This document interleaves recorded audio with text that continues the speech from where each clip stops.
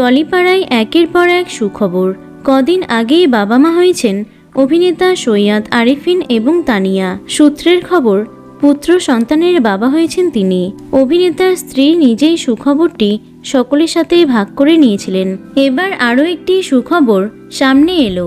বিয়ের 7 বছর পর মা হলেন সারেগামাপা খ্যাত জনপ্রিয় গায়িকা অদিতি মুন্সি। কীর্তন কৃষ্ণ নাম গেয়ে ইন্ডাস্ট্রিতে ব্যাপক জনপ্রিয়তা পেয়েছেন তিনি। তার কণ্ঠে কীর্তন শোনার জন্য ভিড় জমান হাজার হাজার মানুষ। 2018 সালে অদিতির সাথে বিয়ে হয় দেবরাজের। বাড়ি থেকে দেখাশোনা করেই বিয়ে হয়েছিল তাদের।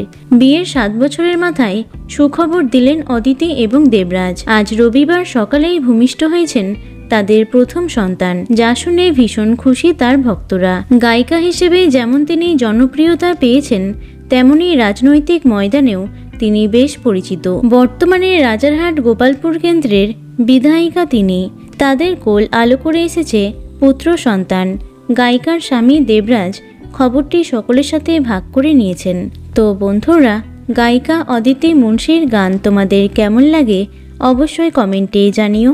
ভিডিওটি লাইক এবং শেয়ার করো। এছাড়াও টলি দুনিয়ার অন্যান্য খবর পেতে চ্যানেলটি অবশ্যই সাবস্ক্রাইব করে রেখো। ধন্যবাদ।